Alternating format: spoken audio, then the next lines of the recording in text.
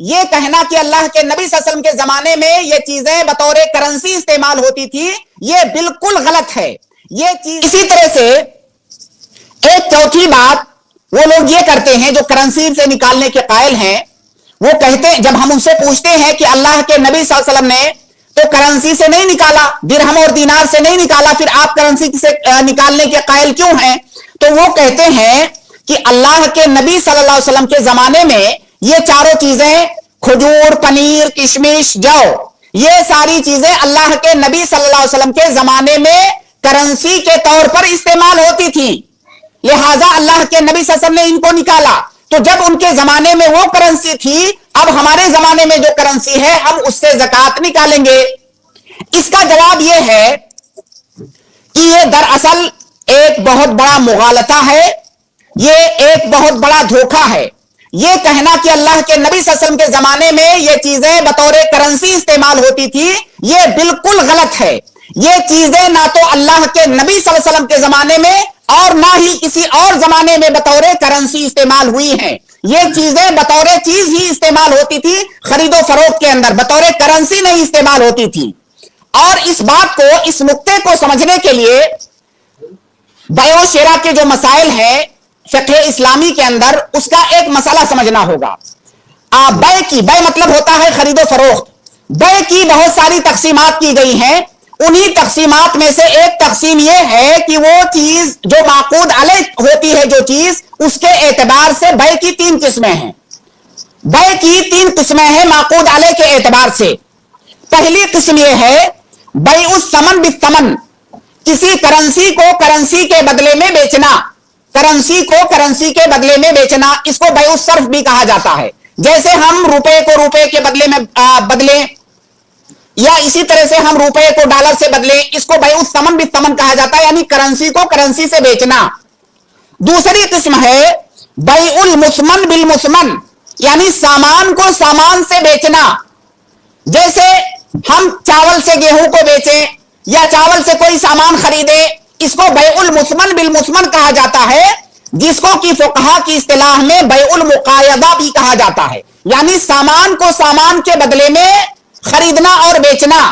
تو جب سامان کو سامان کے بدلے خریدا اور بیچا جاتا ہے تو ان دونوں سامانوں میں سے کوئی سامان کرنسی نہیں ہوتی ہے، بلکہ یہ بیع کی ایک مختلف قسم ہے، ایک مستقل قسم ہے، جس کو بیع المثمن بالمثمن کہا جاتا ہے، اور اس کا نام بیع المقایضہ ہے۔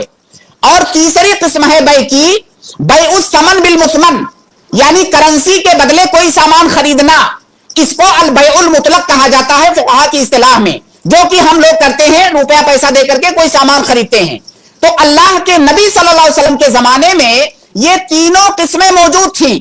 کرنسی کو کرنسی کے بدلے بھی جو ہے خریدا بیچا جاتا تھا، اسی طرح سامان کو سامان کے بدلے خریدا بیچا جاتا تھا، اسی طرح سے کرنسی کے بدلے سامان خریدا بیچا جاتا تھا۔ یہ تینوں قسمیں موجود تھیں۔ اب یہ جو دوسری قسم ہے سامان کو سامان کے بدلے بیچنا اور خریدنا، یہاں پر ہم یہ نہیں کہیں گے کہ ایک سامان کرنسی ہے، دوسرا سامان سامان ہے۔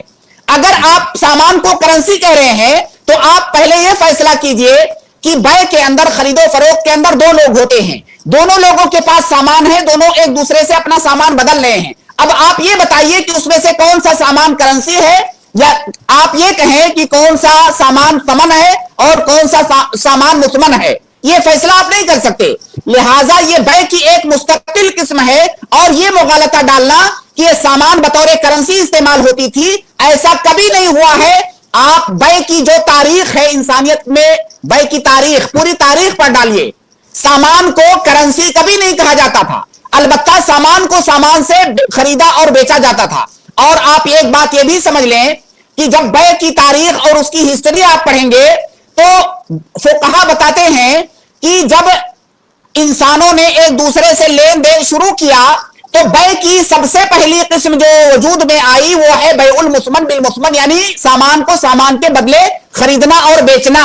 تو اس کو کرنسی کی حیثیت نہیں حاصل تھی، بلکہ ایک سامان کو دوسرے سامان سے لوگ جو ہے خریدتے اور بیچتے اور بدلتے تھے۔ دوسری بات یہ ہے کہ بیع کے اندر ایک اصول ہے کہ اگر ہم کرنسی کو کرنسی کے بدلے بدل رہے ہیں، اگر میرے پاس روپیہ ہے، آپ کے روپے سے میں اپنا روپیہ بدل رہا ہوں، या मेरे पास रुपया है, आपके पास डॉलर है, हम रुपये को डॉलर से बदल रहे हैं, तो यहां पर जरूरी होता है कि ये यदम बेयदिन यदिन हो, यानी तकाबुज, ये शर्त है। यहां पर उधारी नहीं चल सकता। जैसे मैं रुपया दे रहा हूं, आप मुझे डॉलर दे रहे हैं, तो ऐसी सूरत में ये उधार नहीं हो सकता, हाथों हाथ होना चाहिए, नकदी होना चाहिए। अब अगर जैसा कि ये लोग कह रहे हैं, अगर हम सामान को करेंसी मान लें, तो अल्लाह के नबी सल्लल्लाहु अलैहि वसल्लम के जमाने में दिरहम और दिनार के बदले दूसरे सामान खरीदे बेचे जाते थे और उधार भी खरीदे बेचे जाते थे।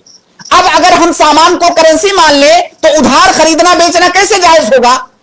अगर खजूर को करेंसी मान ले तो इसका मतलब यह होगा कि कोई आदमी दिरहम से अगर खजूर खरीद रहा है तो उधार नहीं खरीद सकता, जबकि सही बात यह है कि अल्लाह के नबी सल्लल्लाहु अलैहि वसल्लम के जमाने से अब तक यह उधार खरीदा और बेचा जाता है। इसका मतलब यह हुआ कि जो सामान है ये करेंसी नहीं है। अगर करेंसी होती तो इस करेंसी के बदले खजूर को उधार खरीदा बेचा नहीं जा सकता था।